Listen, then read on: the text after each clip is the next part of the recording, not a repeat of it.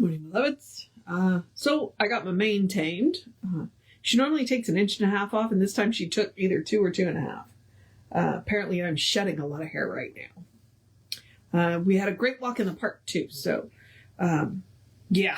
And then I had kind of a lot to do yesterday, so I knew, I wasn't going to do this. So thank you for allowing me a day off.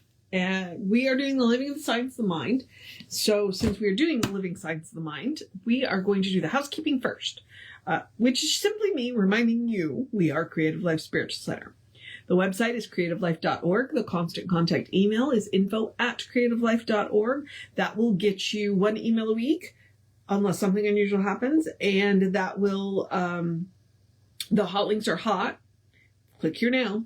It'll take you right to the information of the person. And it's a blind CC. So nobody will see your email. No, you're not going to end up on anybody else's mailing list because of us. So there's that. And then the last part of the housekeeping is simply the social media. We do not monetize the social media. We don't want to deal with the ads any more than you want to deal with the ads. So what we ask you to do is go like, subscribe, share, follow, comment based on which platform it is, because when you engage with our pages, it bumps us in the algorithms. So we appreciate that. Yeah, I think that's it. Oh, well, I guess I should tell you we are Creative Life Spiritual Center or Creative Life Spark based on which platform. And I'm the running Rev Ryan on the social medias that I'm on. All right. So Living Science of Mind is a collection of essays that came out of the mailed course, the mail-in course, the send-off for course. Basically, at the back of the Science of Mind magazine, there was a thing where you could you could send it off, and each week you would get a new lesson. And so that's where these essays come from. And what I love about them is they kind of have that more personal, Ernest is talking directly to you tone, as opposed to, the Science of Mind text. It's like he's answering the questions that you have. So I'm really enjoying it. I hope you are too. And we are so our title today is Two Great Leaders. I don't know what this one's about, so we're going to find out. I'm wondering if this is, because there are no marks in this, so I may not have read this one before. I've read a lot of this, but I don't know that I've read, I haven't ever sat down and read it cover to cover, hence why I'm doing it now. So, all right.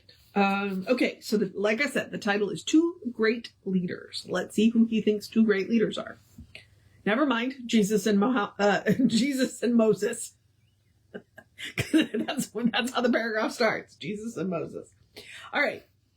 Jesus and Moses are the 2 outstanding personages in the Bible. It is inescapable, then, that we should find the lives of these 2 leaders touching the very essence and meaning of the great spiritual principles which the Bible represents.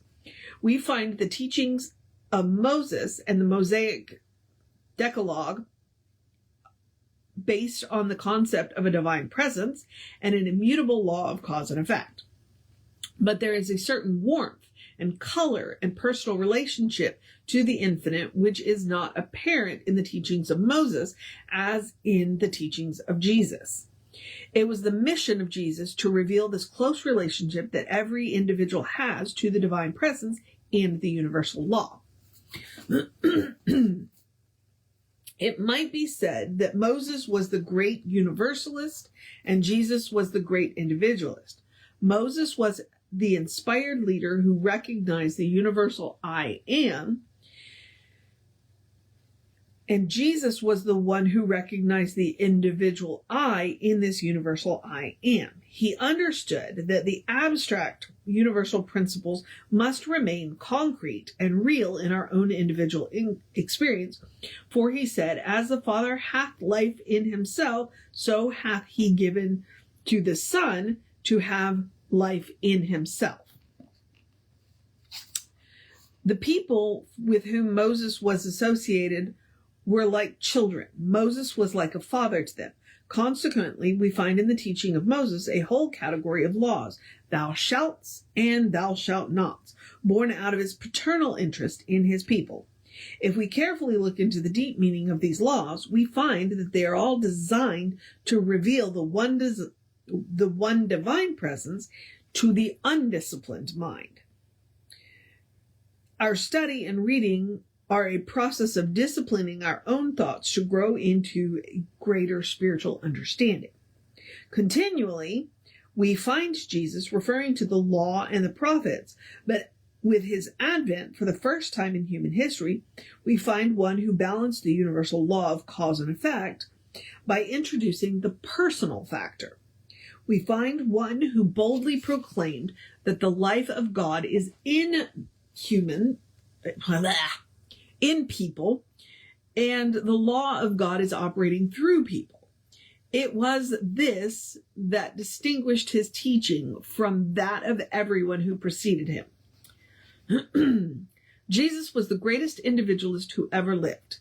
He based his whole teaching on the value of the individual life, the significance and meaning of the thought that, as great and wonderful as the concept of a divine presence and a universal law, there is at the center of every person's being a revelation of this presence and an exemplification of this law. But as great as an individualist as Jesus was, he made the claim behind the individuality is the spiritual oneness, which holds us all together in unity and love. The whole story of Moses and Jesus finally simmers down to this simple fact. God, the original creative spirit, the universal I am, and the power of the law of God are at the center of every person's being. Moses taught the law, but it remained for Jesus to show us how to use it. And this is why we find so many references in the teaching of Jesus to the thought that I am in the Father and the Father is in me. He that hath seen me hath seen the Father. The Father that dwelleth in me, he doth the works. Like all great spiritual teachers, when Moses has received the revelation of the divine presence, he desired to impart it to others. He recognized that truth itself is universal and belongs to all people. While Moses was the great lawgiver, he undoubtedly realized that there was something beyond even the law, which is love. He prophesied the fulfillment of his teaching in the life of Jesus when he said, "The Lord thy God will raise up unto thee a prophet from the midst of thee, of thy brethren, like unto me, unto him shall ye hearken." And Jesus said, "Think not that I come to destroy the law or the prophets. I come not to destroy, but to fulfill." When we study the teaching of Jesus, we discover that while Moses had taught the universal law of cause and effect, an eye for an eye and a tooth for a tooth, that we shall all suffer from the mistakes we have made, Jesus added to this concept of a universal fatherhood and a universal brotherhood, or I might say a universal parenthood and a universal siblinghood, and the law of love. These two propositions, rightly understood, become the greatest spiritual system of thought ever given to the world. If their universal scope is not understood, they are restricted to a definite time in history and a few people. The time and the people were merely examples of what should finally happen to the whole world. The teaching of both Moses and Jesus was timeless. And I would argue that the teachings have been found around the world, that the teachings of Moses and Jesus are the ones that came down to us because we were raised in that system. So if you go to other systems, they've got the same teachings. They just use different names and different words. Okay. Back to the reading. When we find the key to the meaning of their teaching, we shall have found the key to our own freedom. Our trouble has been that we have not discovered that this key which unlocks the doorway to the larger life is, as Moses said, in our own mouth. We have not realized that the thing which seems so insignificant in the scheme of things, the personal self, is, as Jesus taught, the keystone of the arch. One of the examples that I've seen Jesse use here, or heard Jesse use, is not only is the door not locked, there's no door. Remembering then that the Bible is a book of the emancipation of people, which means the freedom of each of us, we must never lose sight of the necessity of combining the teachings of Moses with that of Jesus, and come to realize that the reason why Jesus fulfilled the law was that he understood the full meaning of the building of the temple, which temple the apostles said we are. There is no question that Jesus introduced a whole new outlook on life, a whole new philosophy of living, for he alone had the faith and the courage to announce without qualification and without limitation that the same power that created everything and holds everything in place is also at the very center of our own being. It is little wonder that having discovered the inward authority of the divine presence, Jesus, like Moses, called others to follow him, proclaiming a way of life and truth, for the secret was not to be him alone, but a light unto the feet of every person. It was not a power that he alone knew how to use, for he said, "He that believeth in me, the works that I do shall he do also, and greater works than these shall he do." Jesus laid down the divine gauntlet. To refuse to pick it up would be to stand in darkness when there is a light at hand, and he revealed the fount of living waters from which, he said, if a person drink, they will never thirst again. To refuse to drink from this fountain, even though its waters are at hand, is to choke ourselves with the dryness of our own throats. But how can we drink from this fountain unless we recognize its presence? This is why Jesus told us what we must believe. All right. I was not expecting Jesus. I don't know what I was expecting. I fully expected Jesus. If you were at all familiar with Ernest Holmes' work, then you know how much he loves Jesus. As well he should, because Jesus is definitely like the master teacher. There are a whole lot of really good teachers. But that's the thing, like Jesus took the Moses teaching and said, okay, here's the deal. Moses had a specific goal. His goal was to get his people out of Egypt and across the desert and into their own land. Therefore, he had to have rules that kept their cultural identity together. But his rules are the rules. Don't hurt people. They're common sense rules for a good society. Jesus didn't come to say, oh, you don't have to follow those rules anymore, because they're still good rules.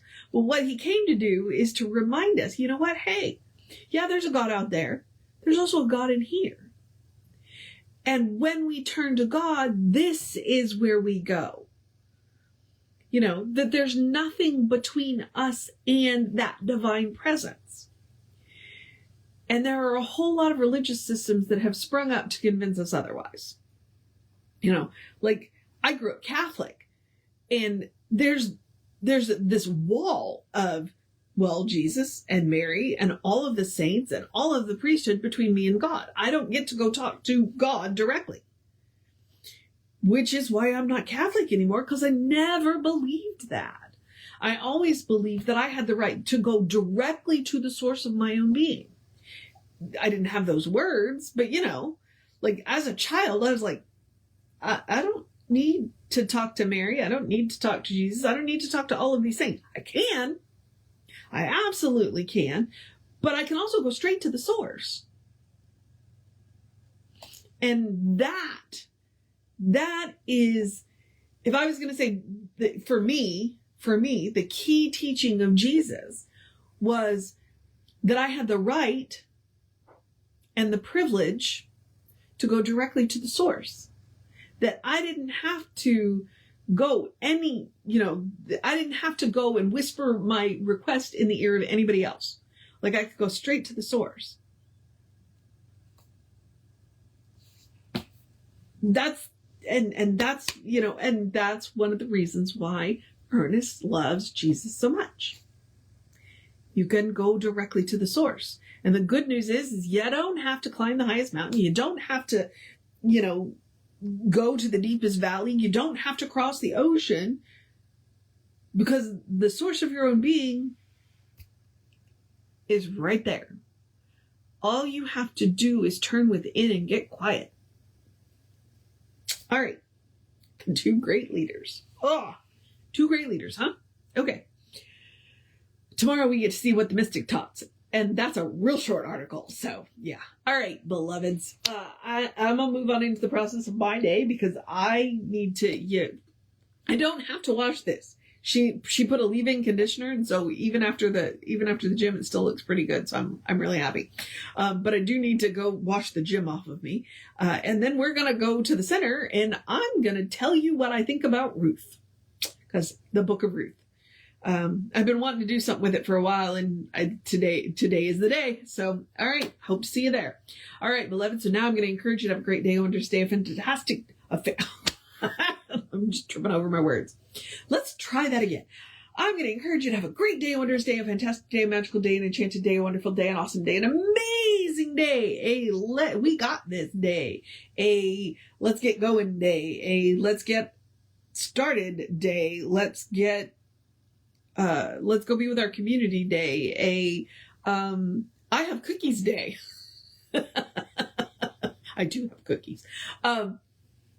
A cuddle your fur babies day, a take care of yourself day, a do what you gotta do day, a let's get this week's ready to go day, a tell somebody you love them day, a the words will flow easily day, a silly day, a funny day, a hey, we got this day, a I'm running out of words day. No, I'm not. I'm saving up words day. A good day. And if that is too much pressure, simply have a day.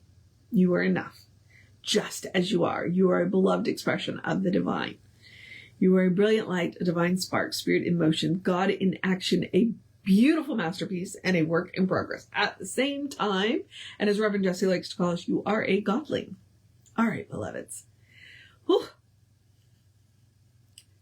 Take care of yourself, explore the truth of your own being, get to know who the divine knows you to be, because the divine knows you to be good. And from there, anything is possible. All right, beloveds, take care of yourself. Oh, wait, hang on. Reverend David will be on around 5 p.m. with you. I will be back with you around 9:15 tomorrow. But we will have an amazing service. I think we have a guest musician today, too. We'll find out. But Reverend Jesse is taking a break. He had some other things that needed to be done. So you get me and the book of Ruth. All right, beloveds, take care of yourself. Know that you are loved. And I will see you next time.